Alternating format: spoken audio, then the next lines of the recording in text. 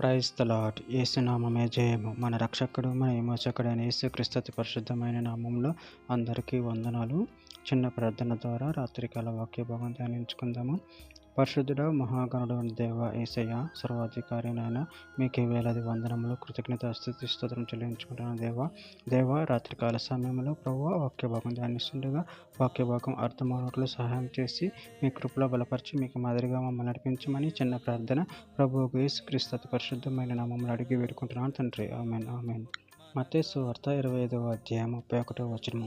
తన మహిమతో మనిషి కుమారుడును ఆయనతో కూడా సమస్త దూతలను వచ్చినప్పుడు ఆయన తన మహిమ గల సింహాసనము మీద ఆసీనుడై ఉండును. ఆమెన్. దేవుడి వాక్య భాగం దీవించును గాక.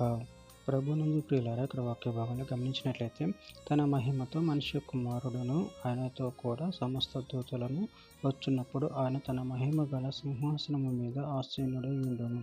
అదేవిధంగా వాక్య భాగాన్ని గమనించినట్లయితే ప్రకటన గ్రంథం 1వ అధ్యాయం 7వ వచనంలో, ఇదిగో ఆయన మేఘారూఢుడై వచ్చుచున్నాడు, ప్రతి నేత్రము ఆయనను చూచును, ఆయనను పొడిచిన వారును చూచెదరు, భూజనులందరూ ఆయనను చూచి రొమ్ము కొట్టుకొందురు. అవును, ఆమెన్.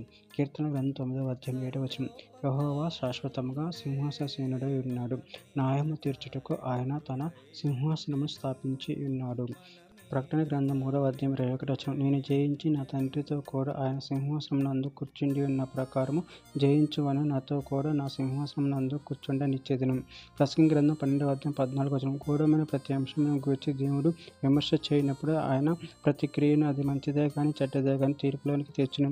మీకా గ్రంథం 4వ అధ్యాయం 3వ వచనం, ఆయన మధ్యవర్తి అనేక జనములకు న్యాయం తీర్చును, దూరంలో నివసించు బలం గల అన్య జనులకు తీర్పు తీర్చును.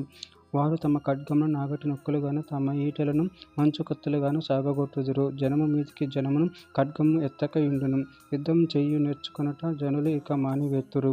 గలతీయులకు రాసిన పత్రిక 5వ అధ్యాయం 6వ వచనం, క్రీస్తునందుండు వారికి సున్నతి పొందుటి ఏంది ఏమీ లేదు, పొందకపోవటి ఏంది ఏమీ లేదు గాని ప్రేమ వలన కార్యసాధకమగు విశ్వాసమే ప్రయోజనకరమగును.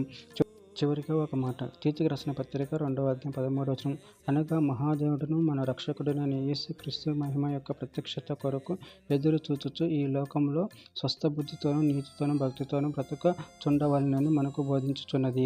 ఆమె. దేవుడి వాక్య భాగం దీవించిన కాక చిన్న ప్రార్థన చేసుకుందాము. పరిశుద్ధుడా, ప్రేమ కలిగిన దేవ యేసయ్య, నాయన మీరు ఇచ్చిన వాక్య ధ్యానాన్ని బట్టి మీకు వేలాది వందనములు తెలియజేస్తున్నాను తండ్రి. నాయన మీ మహిమలో మేము ఎదిగే వరంగా నాయన ఈ మాట విని మీ గైకొనే వరం శక్తిని బాధలు మాకు అనుగ్రహించండి. నాయన మీ కృపలో బలపరిచి స్థిరపరిచి మీ చిత్తాన్ని మా జీవితంలో జరిగించమని చిన్న ప్రార్థన ప్రభువు యేసు నామములో అడిగి వేడుకుంటున్నాను తండ్రి. Amen amen amen amen.